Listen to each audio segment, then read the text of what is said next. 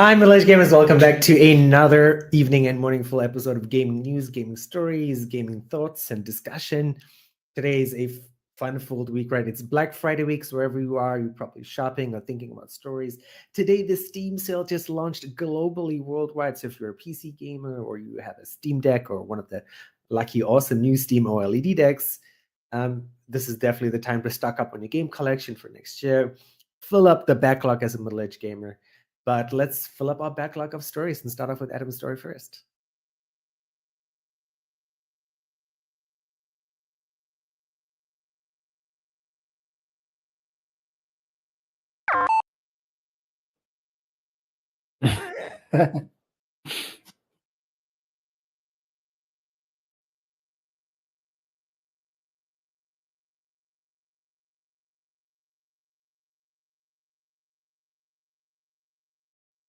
Hey.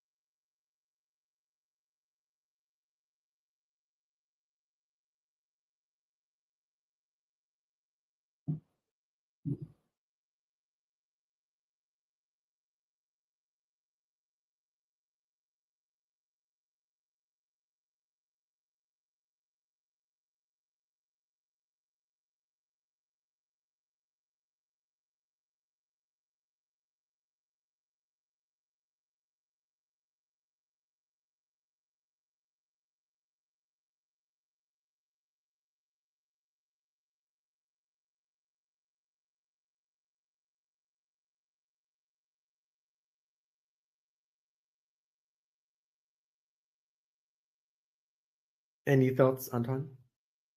I'm still waiting on, I haven't checked yet, but I'm waiting on Dogma 1 being on sale. Have you seen it on sale? I was checking on Steam. Yeah, on the Switch especially. And the Switch sale has also started. Black Friday sale has also started, I have to add.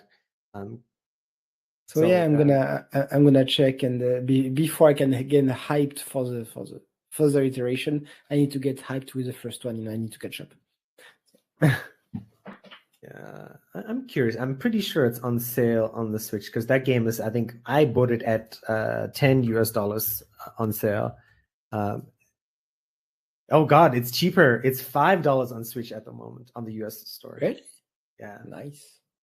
And until the sale ends on December 4th, which is actually later than the Steam sale, so that's a lot of time for you to buy. Okay, moving on. Antoine, story number 2. All right, so first I gotta apologize because I completely forgot we had podcast tonight. Therefore, I have prepared nothing, and I will be stealing stories from everyone. Sorry about this.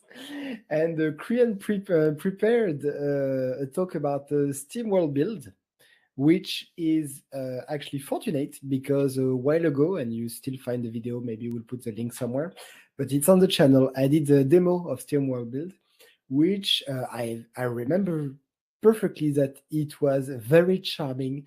It's a city builder, which is very classic in the fact that you need to expand your city, get more citizens, get all sorts of citizens, satisfy their needs. The little tweak here is that your people are robots, and it's really themed as the old Far West. Old Far West and robots make me think of the the movie with James Bond, Cowboy and Aliens. Yes. Well, so you have a city builder on this, and basically, if I recall, the planet was dying, and you need to dig deep to get some old civilization artifacts to get a rocket and leave the world. So it's a set of Pikmin, basically. And yes, so you have on the surface you have your very classic city builder, where you need to get even more people, more appliances to make sure they are not cranky. You need to get oil to make sure that the machine parts work well, because you are dealing with robots in a desert. And after you create a mine shaft to go, and of course you need to mine. And I recall that the gameplay was a bit different. I really need to rewatch the video, but again, I came completely unprepared. I recall though that there was a difference in gameplay, and it really added flavor to the game. The demo was a bit short, but I remember that I really enjoyed it. So first of all, I recommend that if you are interested in this game, it gets out on December 1st. Yeah, I would recommend that you go watch the demo I made. Not because it's fantastic, but the game is great. Maybe not the way I play, but at least if you want to see what it's about, I recommend you go check that out. And yeah, no, that's a very nice game to put into your backlog. So I'm going to add a few details here. It's coming out on December 1st, which is fantastic. Another few things as well is this has a sandbox difficulty for people who just want to build, right? So with a sandbox difficulty, like in other similar building games, where it's just building, there's no sort of catastrophic events. There's no like, oh my God, your economy is going to die. It's very basic, very easy enough for me. So it should be easy enough for you. There's also controller and keyboard support native, so it's not what wasn't an afterthought, which they mentioned. I thought that's really cool. I did see that this has they were like offering a custom Nintendo Switch controller. Does it makes me think this is coming to the Switch? Would be really interesting. And I mean, that's like another cool option, because there are a few builders on the Switch, but they're really honestly not that great. It was a Viking game that I played at one point. I was like, But yeah, no, this is a fantastic world. I played the turn-based game of this SteamWorld series. That was really cool. I played the card game. They had like a card game in the same world, and that was also really good. And it was just really fantastic and thematic, and cool characters, and basically the art. Like the art is really awesome, and I'm looking forward to it. One thing I'll have to add as a middle-aged gamer is I've realized with RTS games or strategy games, I have to focus and just play them, and I can't stop playing them, because once I stop, I'm like, oh my God. I come back a week later or a few days later, I'm like, how do you play this again? So Antoine played, what is that, Evil Genius 2, right?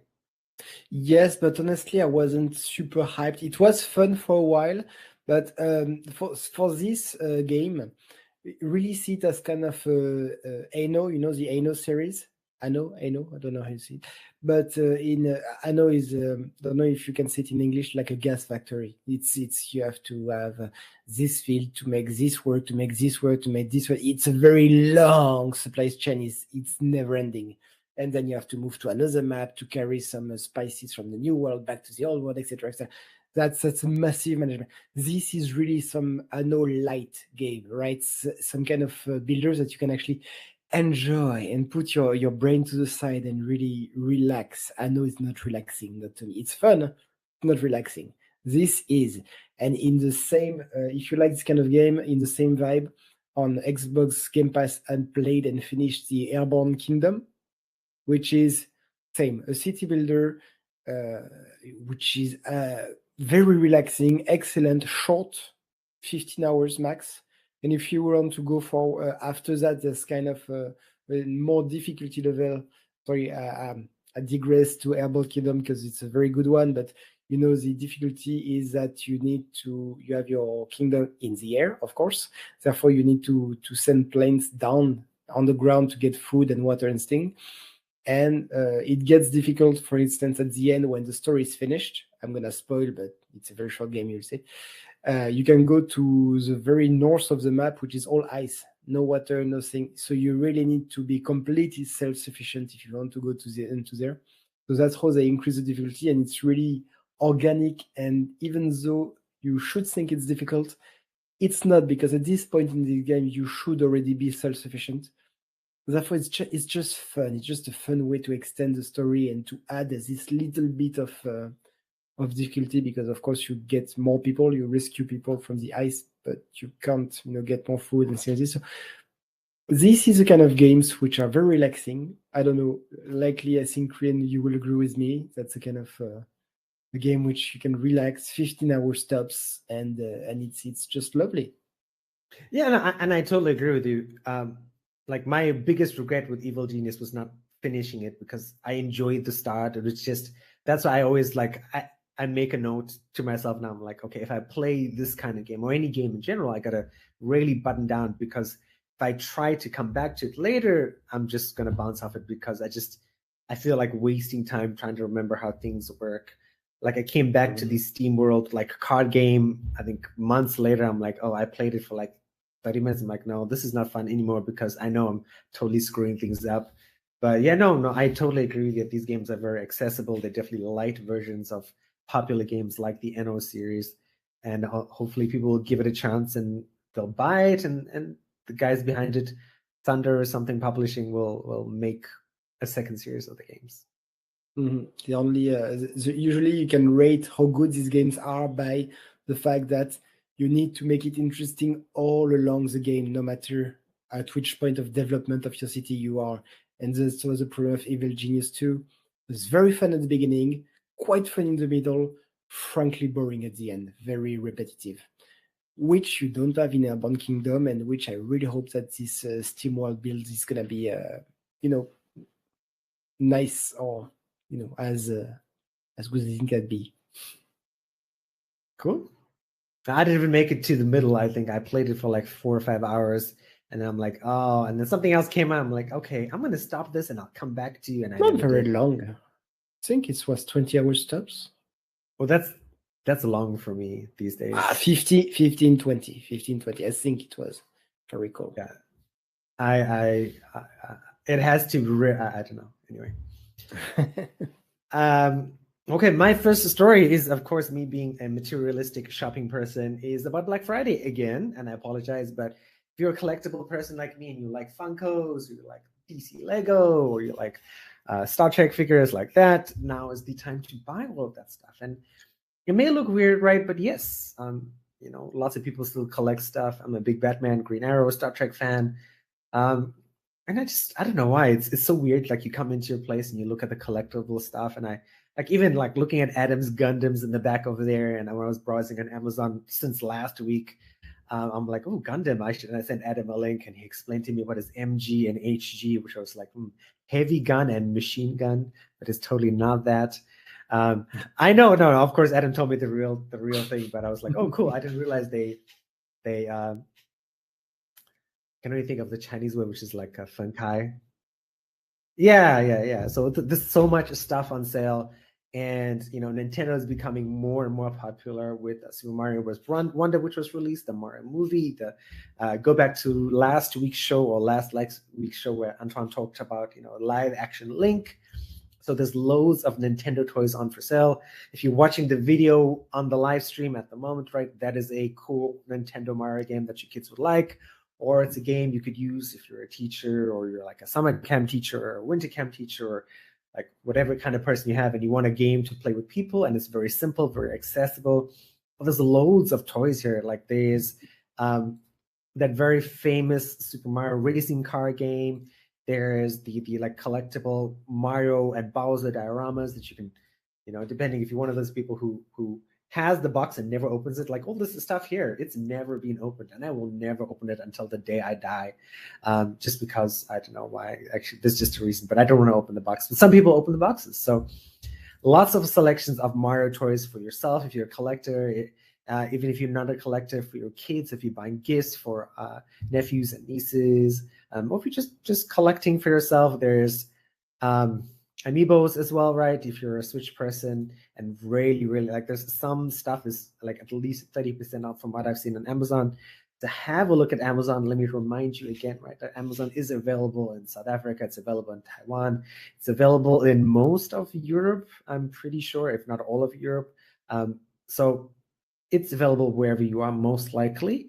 And most likely, given your country or size, they've developed a shipping program where it's far more cheaper to buy from Amazon than to buy from other places. Like I was looking at a store for figurines and collectibles, and their shipping cost was $50 for like 3 figurines, whereas Amazon is like $5 to ship to Taiwan, which is ridiculous. But that's what happens when you're a $1 trillion corporation. But anyway, Check it out. Lots of affordable Nintendo toys. Lots of cool, fun things that you can stack up your shelves with. Decorate your man cave or your gaming room or your altar to Mario. And let us know what you buy if you do buy something.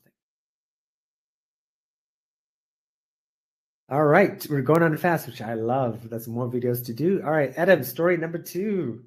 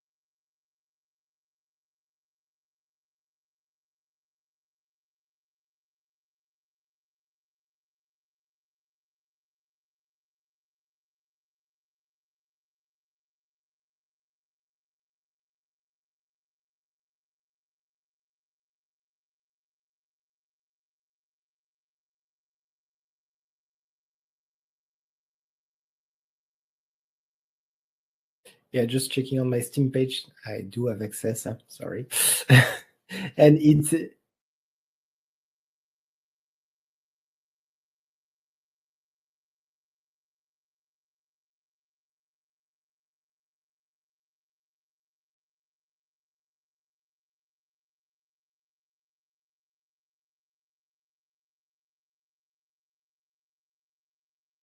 yeah, no, it just says coming soon. It won't give any date. It just say free coming soon. But it's gonna be fun. I think I'm gonna take a look. Yeah.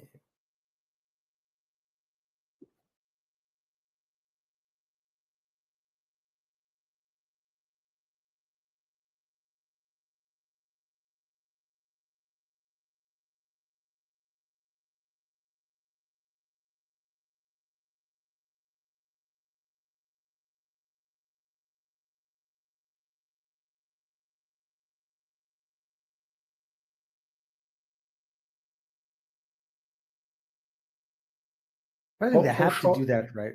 Go ahead, Anton. No, I was just thinking how short are we talking about? Like each month's monthly update, like 2, 3, 5 hours? Because I don't know if you play, like 5 hours at the beginning of the month and nothing until the end of the month until next update. And will you always, you think that people are gonna always come back to it every month?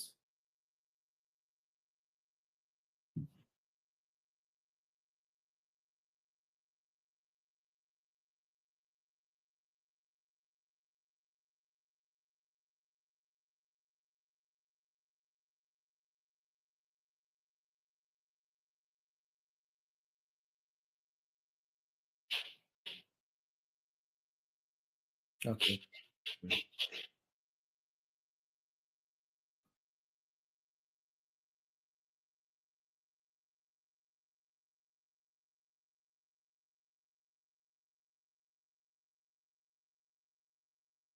So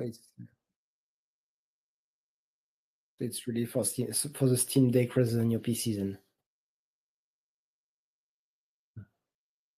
Hmm. Okay, but cool. Now I was just going to add that I think that is the sort of future of updates, like and going to Marble Snap, right, where Hearthstone would do a bunch of cards, like a load of cards every like they would do 4 expansions a year. So every 3 months you get a bunch of cards, right? But that really, like after a month of people playing, they'd be like 2 months now when we have to wait 2 months for new things, right? So I think monthly updates are going to be the future of the gaming industry, just because you can place the stuff for a week and it's only waiting 3 weeks. Like waiting 3 weeks is better than waiting 2 months, right? Which is just terrible. Warframe was doing that where they would release like 3 or 4 Warframes a year. They're now up that on top of new Warframes. They've interspersed that with new weapons and with new content and new stories.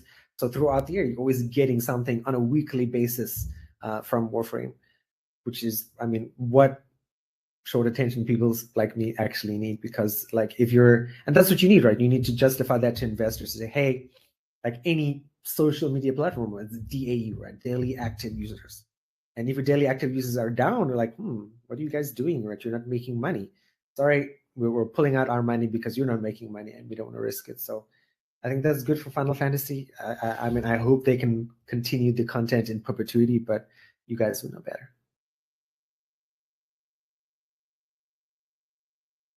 All right, Antoine, story number 2. Yes, so I know that you are going to talk about the Game Awards. Oh, sorry, the Steam sales. But on this I'm gonna get a little bit politics, and you're gonna tell me what you think about, right? Yes, you have the autumn sale, which started on 21st to 28th, but Korean's gonna fill you in with this. But at the same time, with the sale, what started is the Steam Award, and I'm not talking about the Game Award where you have the GOTY, that we talked about last week, and which is gonna be, I believe, December 5th or 7th, something like this, the result, right? And the jury for the Game Award are journalists, and nominations, winners, all of this. We don't have a say, right? In the Game Awards, it's all like journalists, same as like the Cinema Awards. What is the Caesar or anyway, all these kind of awards. For me, they don't have much value since it's not really a democratic vote. Like you don't know if there's any kind of corruption or non-objective view, or you don't know what's going on in the background. What's very interesting is with the Steam sales, you have the Steam Award, and the Steam Award you vote. Well, I guess you can vote in the Game Awards as well, even though there's a jury of journalists after. And I don't know about the Steam sale. I don't believe there's such a jury, and I need to take a look at this because, again, I came unprepared, but I want to believe there's no such jury. And so yes, you can vote for your favorite games in 10 or 11 categories, and the result will be published early 2024, January 2nd or something. So I find it very interesting, and I wish I really took a look, before this show to see what's the actual voting process compared to the Game Awards, to see if there's a real difference, because I would really be way more interested by just to see what the players deem, to see what's the best game of 2024 compared to the Game Awards. Even though it's very likely that Baldur's Gate is gonna win both contests, man, that's fair. But I'm pretty sure the nominees would be different if it was voted by players. So yeah, I encourage you to look into it and see what's gonna come up. Adam, what do you think?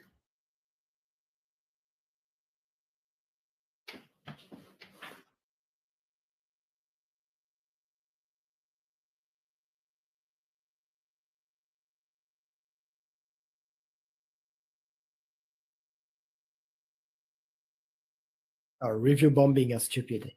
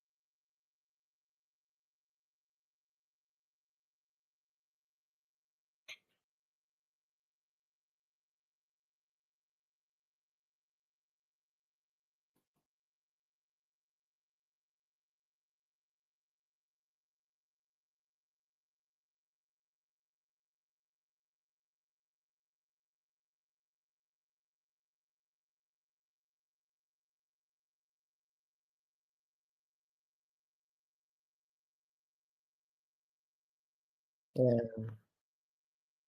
that's sad society when you can't outrun people's stupidity. Well, of course, trolling and stupidity, the line is thin, to be honest. But I understand like the Game Award is doing it, like you have 31 votes, and I believe it's one per category or something like this. But of course, you can always create fake accounts, and if you have nothing to do with your life, of course, that's your life. I mean, I'm not here to judge, but it's yeah, not the kind of people I'm.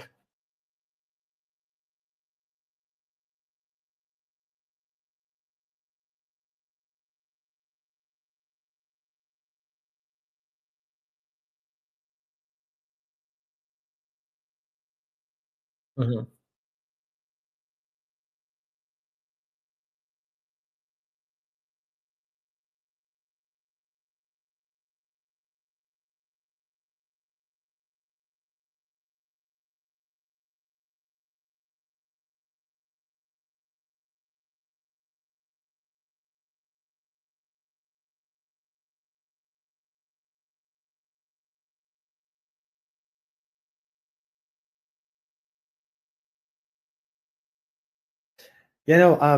My sort of 2 cents stat would be I vote every Steam Awards since they start because for Steam users, right, if you're a regular Steam user, you get cards. You get Steam cards that you can actually sell for like $3 or $4, Taiwan dollars. That is not US dollars. That would be really cool.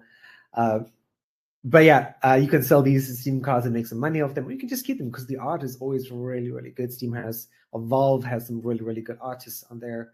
And they're, to me, it's as Antoine was talking, I was thinking about this, right? It reminds me of sort of like the sort of movie film space where in the Oscars or the Tonys or the Emmys, right, you might have some these the people who are on the board of the Oscars committee who vote for these things, and there are always like famous actors or movie critics, and they choose these very sometimes totally not popular movies which don't gross a lot of money, but they're like these wonderfully artistic movies. It's like, wow, this is really cool. And this sort of reminds me of the gaming space as well, in the sense that you can have these People's Choice Awards where everyone votes, and the person who gets the most votes in Steam is the winner.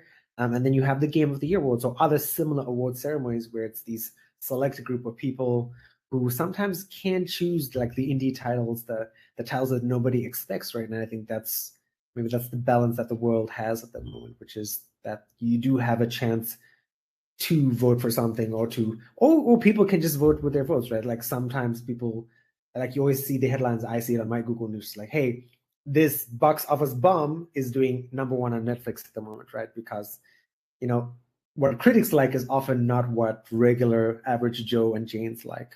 So I think that's awesome, right? Because you can get games that nobody like critically, but like people like are playing and it's enjoyable. Like I think there's some horror survival game on Steam is sort of ranking up the charts, hit 100,000 people, and it's very much a mix of hard ship space breaker and something else, and like stuff like that will never win Game of the Woods, but they do get to be recognized by having this huge community of players, um, which is sometimes often enough to convince your investors or business people, hey, we have all these players and we're still in early access. This is why you should give us money.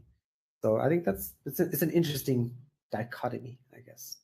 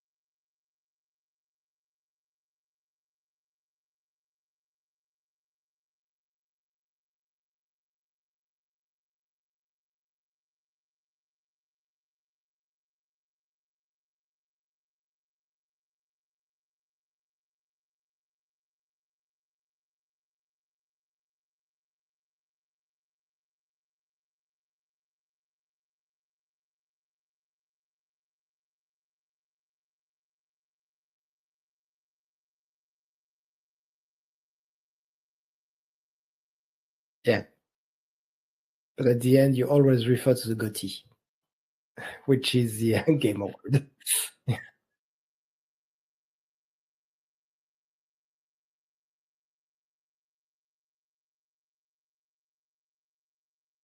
Mm.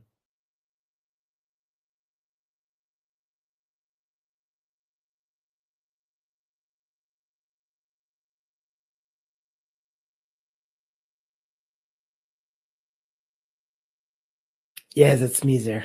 Sorry. Mm.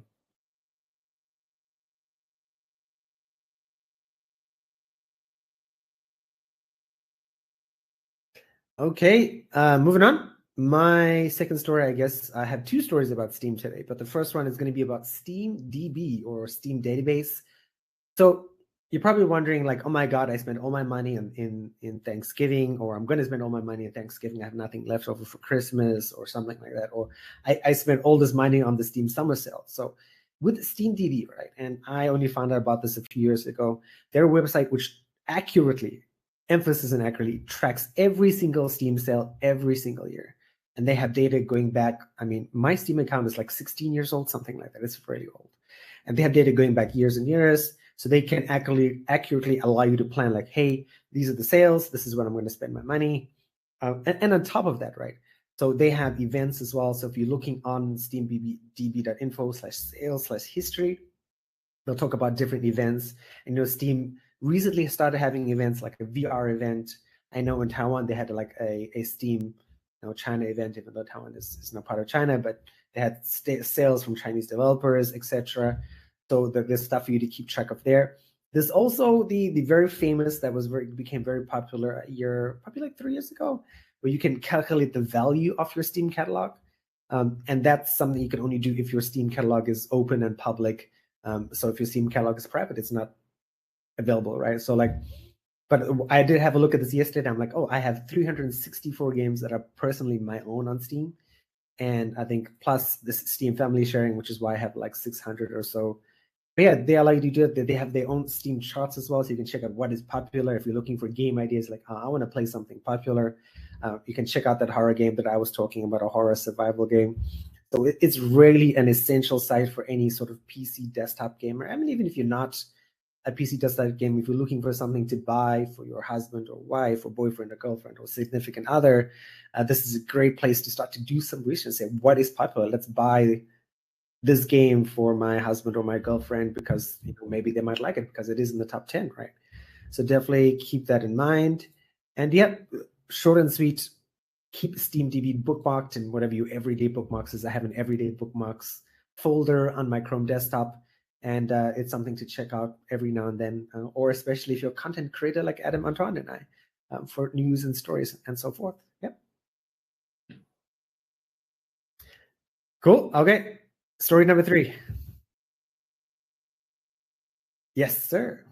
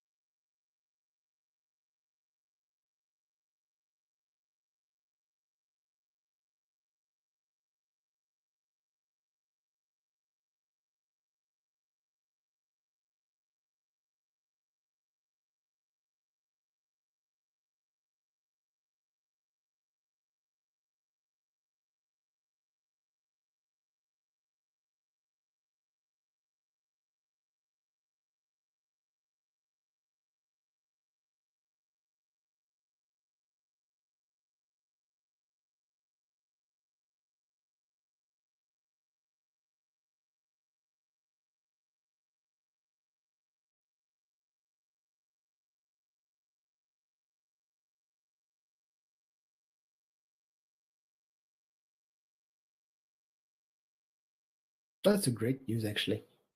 You know, I prefer indie games these days, so way.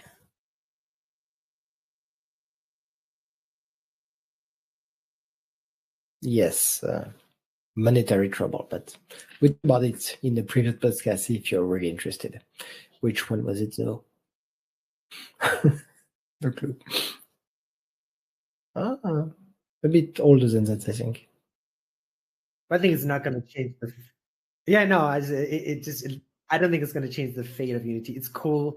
I mean, they're before Unreal Engine in terms of AI tools, and I think that's very useful. And I mean, this sort of follows with what ChatGPT or like OpenAI came up and say, hey, you get to make your own GPT-4 now on ChatGPT-4 Turbo. And you can like sort of train your model and say, hey, this is my specific AI for gaming content creation, for example, right?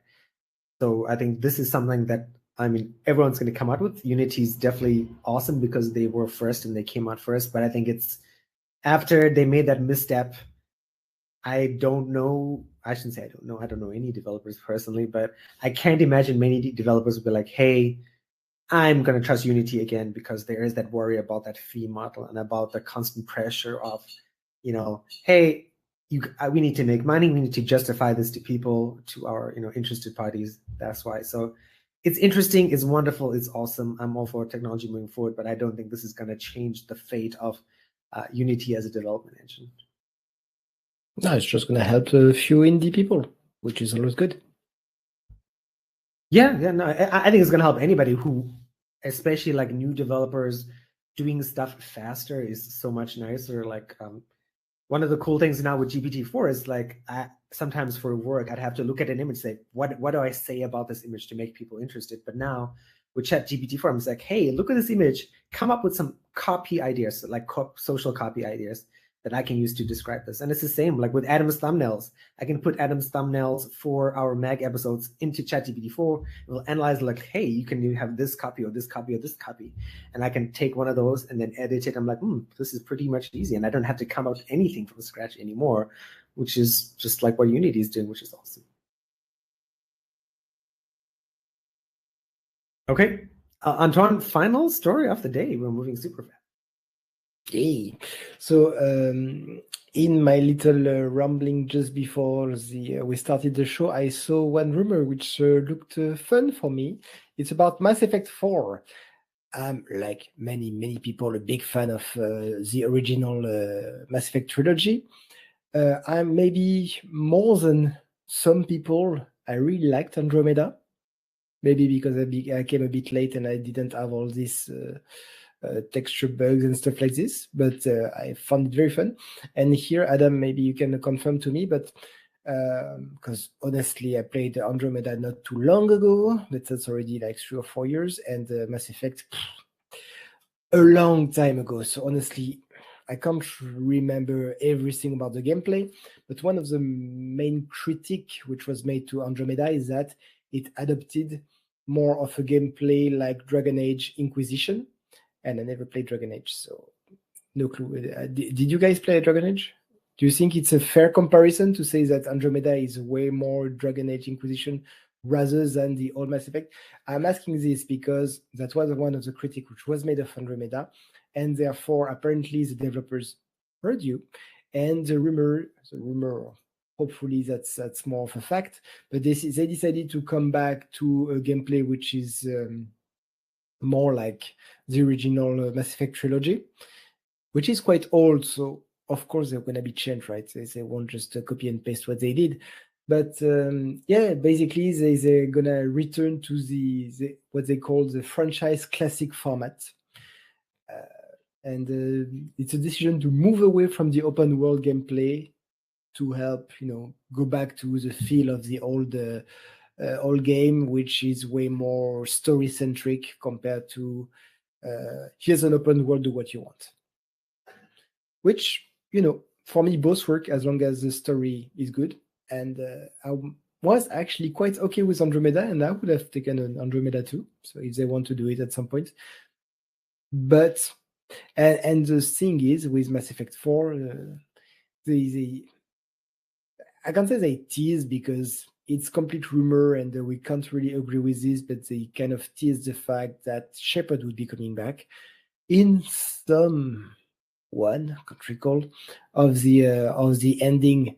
Yes, Shepard is alive, so technically Shepard could come back, but like Adam was saying just before the show, we see Liara in the teaser looking much older, and she's not an elf, but she has a very long life, right?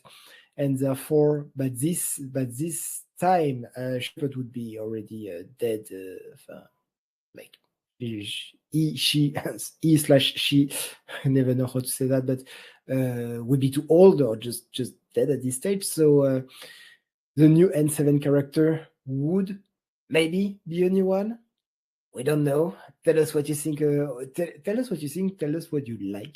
I wouldn't mind, playing. I think Adam's the same. I wouldn't mind playing a new character to reboot the franchise, because the old enemies are gone, so they will need a new axe, and they will need to decide which of the three ending is the main one, is the canon one, considering that the Mass Effect relays are gone in all three. Apparently, I can't recall, but Adam seems to be sure that they are gone in all three ending. Yes, so that means that long distance travel is gonna be much slower now. So that means what? Much less interaction between the species. That would make the game less interesting to me, because of course the whole point of Mass Effect was to have this melting pot in the. Hey, what was the capital? The main ship, the capital ship, the embassies. All of a sudden, I'm drawing a blank.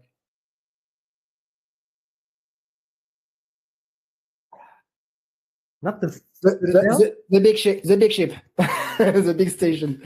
That was the main point of the game, right? Yeah, exactly. That was really fun.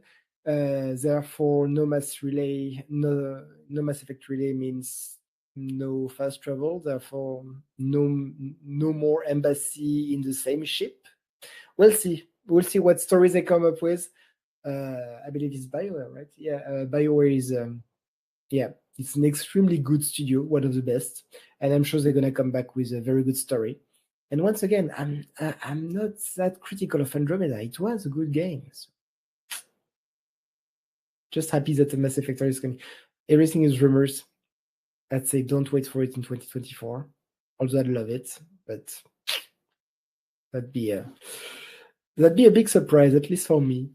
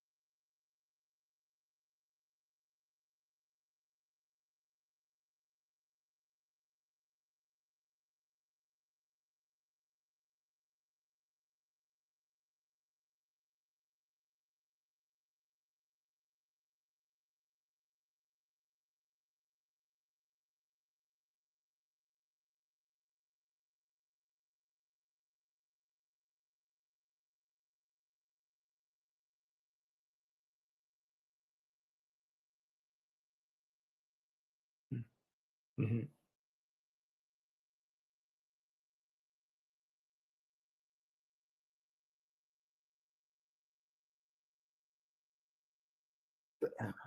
Worst ending, best one.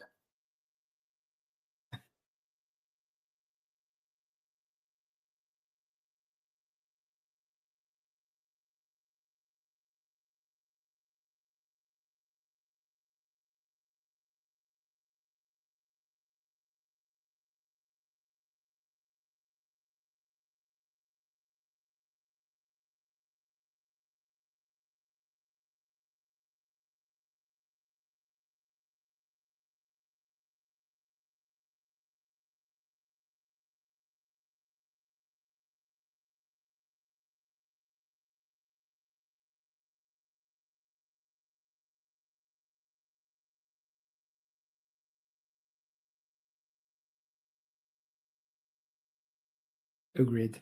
But I'm pretty sure that they are not gonna go the green way. Because yeah.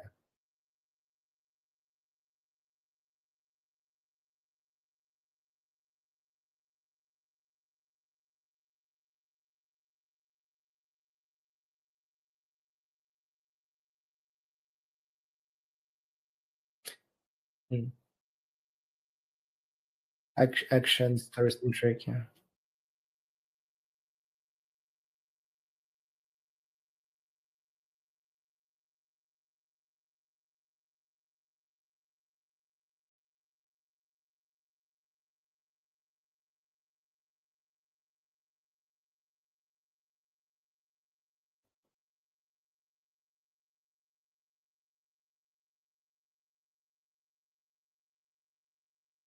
Honestly, I feel like I remember Mass Effect Andromeda being very not open world for me anyway. Um, so I don't know. I don't know. I don't know. It to me. Yeah. The Orca, yeah, I think. So I remember doing it, but I didn't feel like it was like a GTA open world. Like for me, open world is always like or like Yeah, Assassin's several Creed. planets. So it just didn't feel. But I mean, that's usually what I play. Like even in open world games, I'm like, hey, I go from point A to point B. That's it. I don't really usually do like side stuff. So maybe no open world game is an open world game for me. But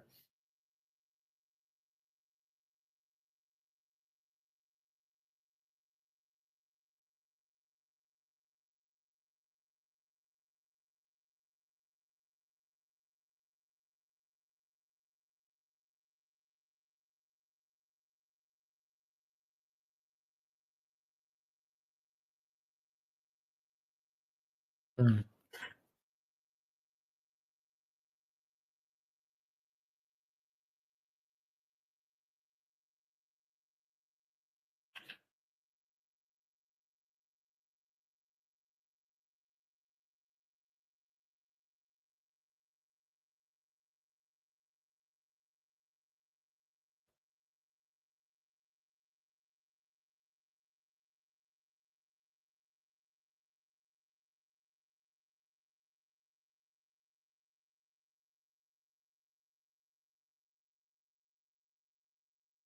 we'll see.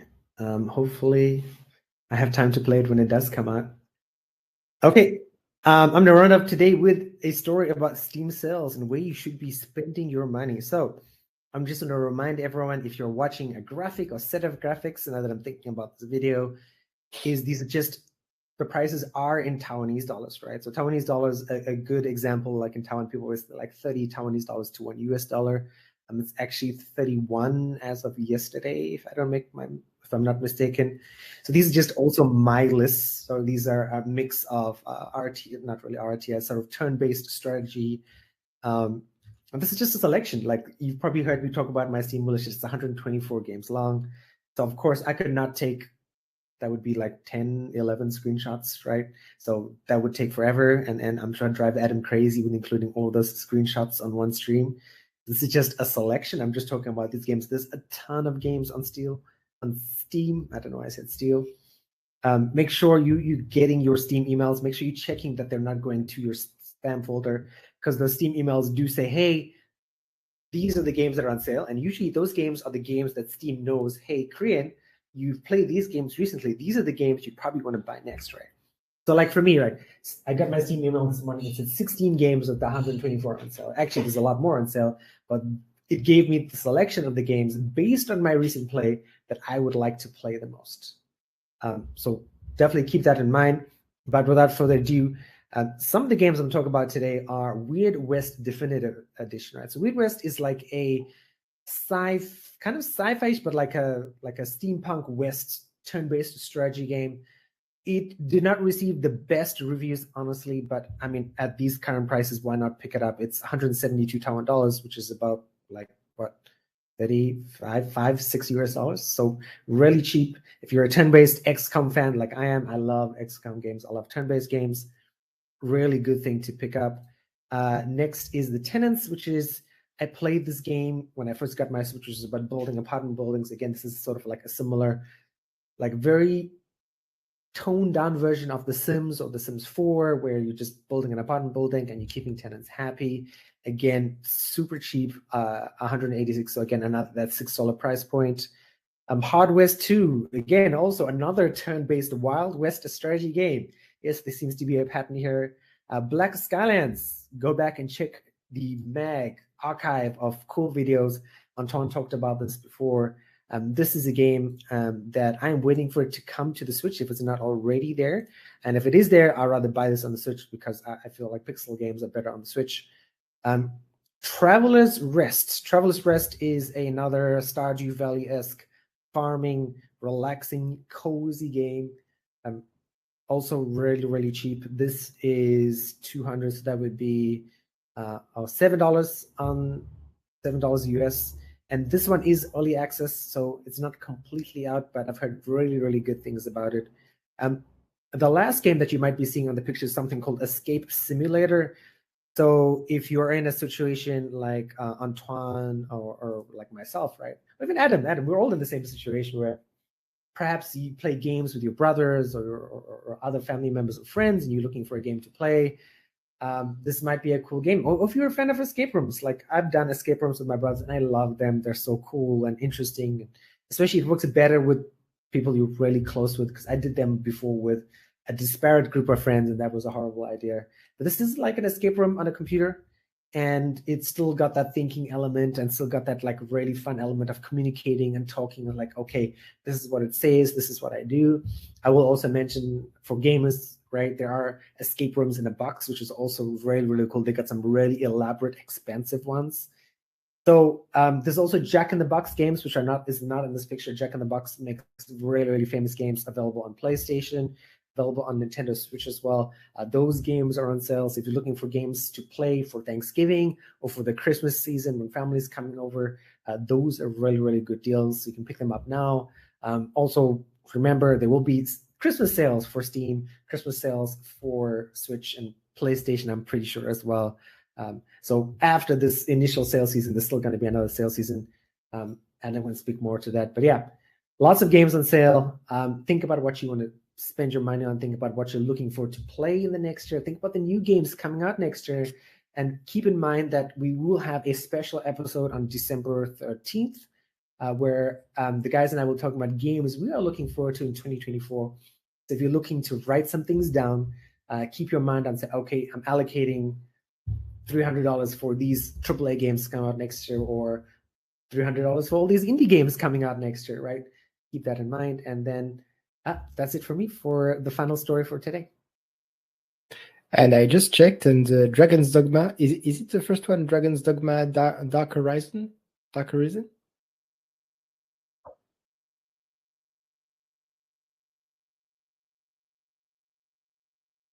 Minus 84% in Canadian dollar, it's $6.39.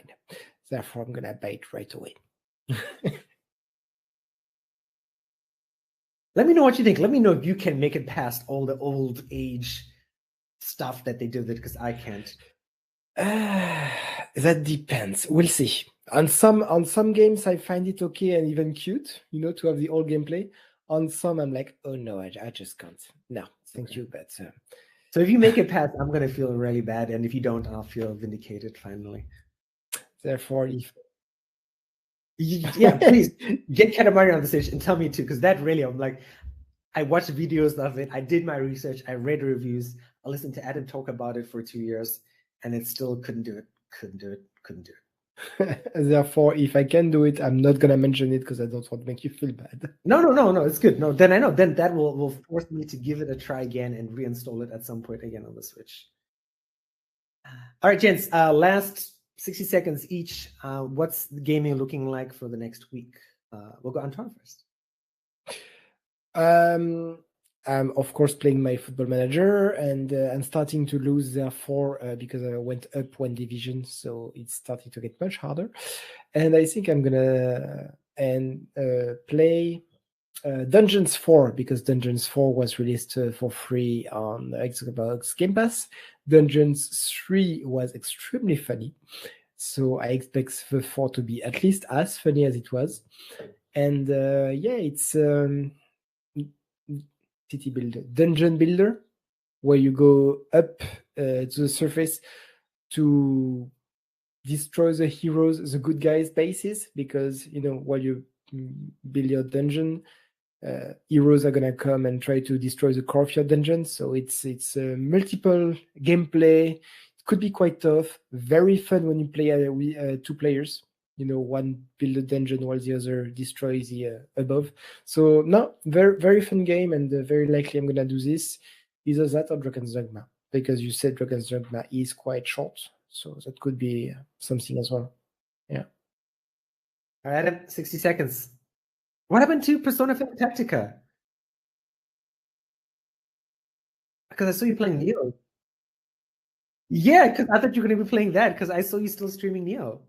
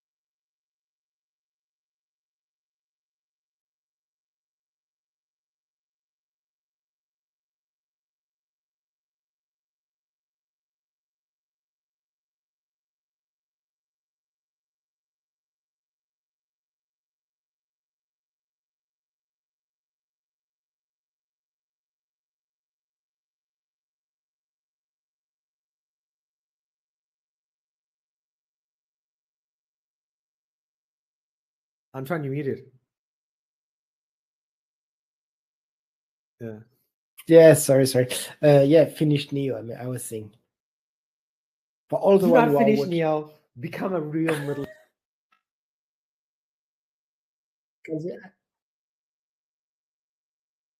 I can't hear you. I can't hear you though, Korean. That's because I hit He touched his mic. Yes, I hit the top. But no, my goal as a middle-aged gamer is to make Adam a real middle-aged gamer. That means don't Yeah. finish things. No. You're changing, dude. You're slowly changing. As long as I've been doing this podcast, right? I can feel that completionist streak become from 100%. It's going down. It's probably at 79.5% at the moment, but I will get it down to 0.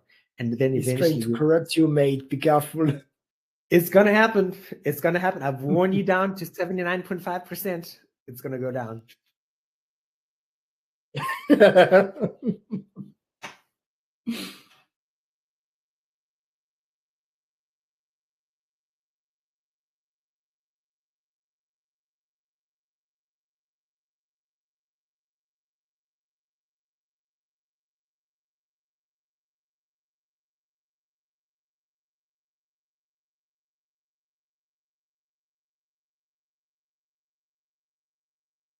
Cool.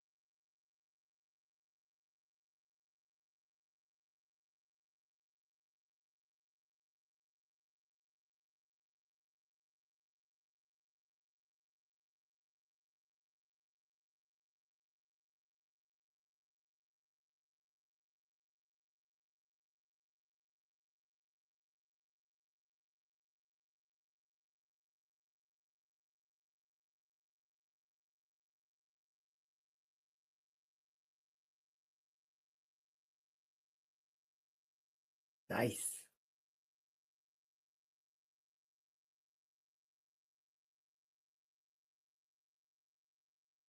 I'm very sure you're going to finish Neo, but the next Neo or the next something else, eventually you're going to stop.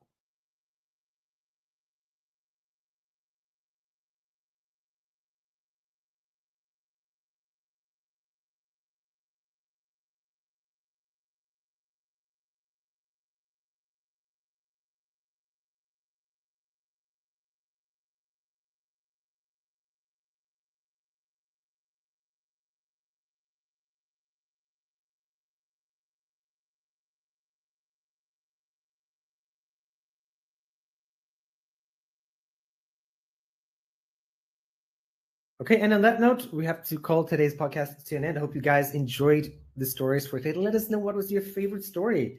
Adam and I are pretty active on Twitter. Antoine is slowly becoming more active on Twitter. Keep an eye for him there. We're also on Instagram, and I know that's where we get a lot of engagement on Instagram. So please do talk to us, those people who are favorites of videos and pictures on Instagram. We usually put one picture a week on Instagram. There's a bunch more. I mean, my goal is to put Adam's thumbnails on there as well and have discussions about those. I just never have the time to do that. But yeah, engage with us there. We're also on Facebook as well. Keep an eye for that. And then we will see you guys same time next week. So do remember, next week will be the last week where we do stories for games, or I should say news stories, right? And then from December, we're going to have 3 special episodes. My episode is going to be about games for 2024. Antoine's episode is going to be about the Game of the Year awards. I guess the Game of the Year awards. They'll explain it to you, don't worry. And then Adam is still undecided, I guess. Yeah. Yeah, Adam is still undecided. So keep an eye out for that. And then we'll be back in the new year 2024, back with news stories and Kickstarters and everything else in between. So hope you guys have a good week. Keep in contact, and we'll talk to you guys next week. All right. See you later.